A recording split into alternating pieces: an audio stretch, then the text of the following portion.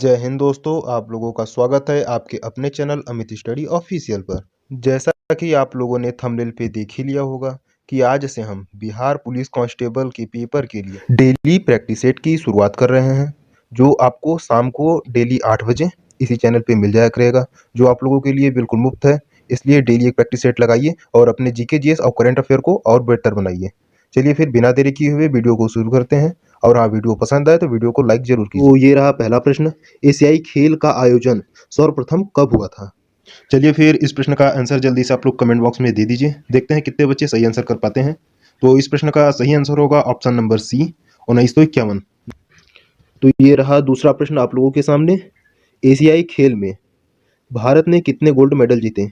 एशियाई खेल 2023 में भारत ने कितने गोल्ड मेडल जीते? चलिए इसका आंसर दे दीजिए। तो इस प्रश्न का सही आंसर होगा option number C, 28 gold medal. इसके साथ में ये भी जान लीजिए कि एशियाई खेल 2023 में टोटल कितने पदक जीते, तो टोटल 107 पदक जीते हैं। चलिए फिर नेक्स्ट क्वेश्चन को देखते हैं। तो ये रहा तीसरा प्रश्न, पैरा एशियन गेम 2023 में भारत द्वारा कुल कितने पदक जीते हैं?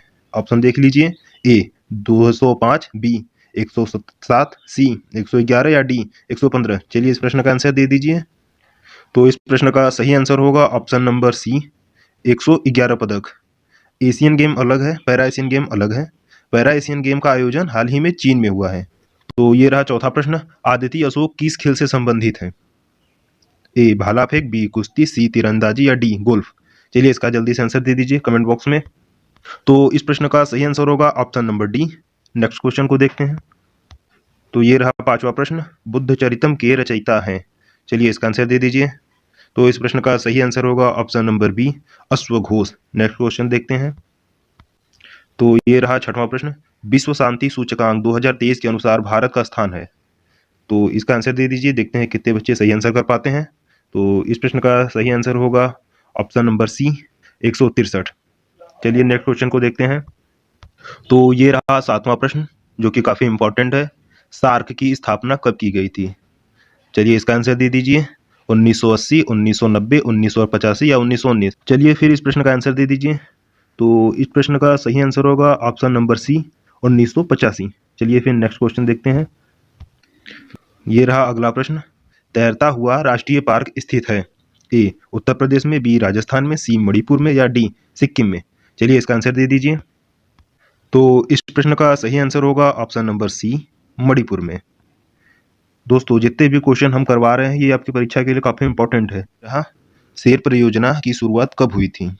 चलिए इस प्रश्न का आंसर दे दीजिए, देखते हैं कितने बच्चे इस प्रश्न का सही आंसर कर पाते हैं। दोस्तों अपने अपने स्कोर को लास्ट में कमेंट करके जरूर बताइएगा, देखते हैं कितने बच्चे सही आंसर कर पाते हैं इस प्रश्न का। तो इस प्रश्न का सही आंसर होगा option number B, 1972। Next question ये रहा आप लोगों के सामने, मानव रक्त का पीएच मान होता है? ये फिर इसका आंसर दे दीजिए। तो इस प्रश्न का सही आंसर होगा ऑप्शन नंबर डी, 7.4। तो 11वां प्रश्न ये रहा आप लोगों के सामने, G20 का गठन कब हुआ था? चलिए इसका आंसर दे दीजिए। तो इस प्रश्न का सही आंसर होगा option number B, 1999। Next question देखते हैं। तो ये रहा अगला प्रश्न, जल दिवस कब मनाया जाता है? चलिए इसका आंसर दे दीजिए। तो इस प्रश्न का सही आंसर होगा ऑप्शन नंबर बी, 22 जुलाई को। दोस्तों जनवरी से दिसंबर तक के सभी इंपॉर्टेंट डे को एक बार जरूर देख लीजिएगा। चलिए फिर नेक्स्ट क्वेश्चन देखते हैं। तो ये रहा 13वां प्रश्न, बीजक के रचयिता कौन है? चलिए इसका आंसर दे दीजिए। तो बीजक के रचयिता कबीर दास हैं, यानी ऑप्शन नंबर ए। देखिए दोस्तों ये हमारा पहला प्रैक्टिस सेट है, इसलिए हम बिल्कुल बेसिक लेवल के क्वेश्चंस को कर रहे हैं। जैसे जैसे आप आगे प्रैक्टिस सेट को लगाते जाएंगे हम पेपर के लेवल को और अच्छा करते जाएंगे। प्रैक्टिस सेट से, हमारे डेली प्रैक्टिस सेट से जुड़िए और अपने जीके जीएस और करंट अफेयर को और मजबूत कीजिए। तो इस प्रश्न का चलिए आंसर दे दीजिए। 14वां प्रश्न, स्पष्ट प्रतिध्वनि सुनने के लिए न्यूनतम दूरी होती है? चलिए इसका आंसर दे दीजिए।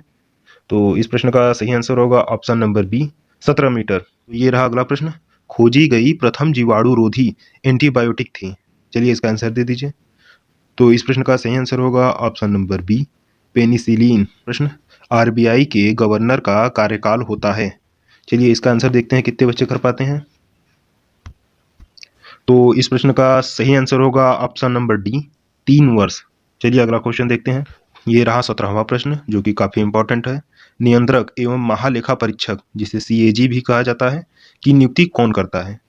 ऑप्शन ए प्रधानमंत्री, बी राष्ट्रपति, सी राज्यपाल या डी मुख्यमंत्री। चलिए इस प्रश्न का सही आंसर दे दीजिए। तो इस प्रश्न का सही आंसर होगा ऑप्शन नंबर बी राष्ट्रपति। ये रहा अगला प्रश्न। किस अनुच्छेद द्वारा राष्ट्रपति को अध्यादेश जारी करने की शक्ति मिलती है? चलिए इसका आंसर दे दीजिए। तो इस प्रश्न का सही आंसर होगा ऑप्शन नंबर सी 123। रहा अगला प्रश्न। बिहू किस राज्य का लोक नृत्य है? चलिए इसका आंसर दे दीजिए। ऑप्शन देख लीजिए, ए असम, बी झारखंड, सी पंजाब या डी बिहार। चलिए इसका आंसर दे दीजिए। तो इस प्रश्न का सही आंसर होगा ऑप्शन नंबर ए असम। चलिए अगले प्रश्न को देखते हैं। ये रहा 20वां नंबर प्रश्न। यक्षगान किस राज्य का शास्त्रीय नृत्य है? चलिए इसका आंसर दे दीजिए।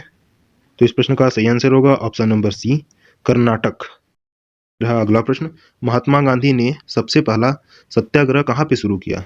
ऑप्शंस देख लीजिए, ए बिहार, बी उत्तर प्रदेश, सी गुजरात या डी पश्चिम बंगाल। चलिए इसका आंसर दे दीजिए जल्दी से कमेंट बॉक्स में।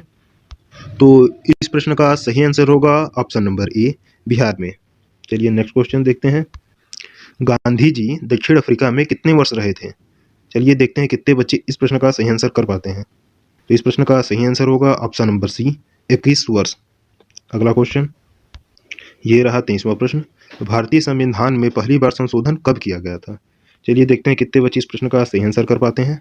तो इस प्रश्न का सही आंसर होगा ऑप्शन नंबर डी 1951। 1951 को पता होगा 26 जनवरी 1950 को हमारा संविधान लागू हुआ और अगले ही साल 1951 में एक संशोधन कर दिया गया। इस संशोधन द्वारा 9वीं अनुसूची जोड़ी गई थी जो थी भूमि सुधार के लिए। चलिए फिर अगले प्रश्न को देखते हैं।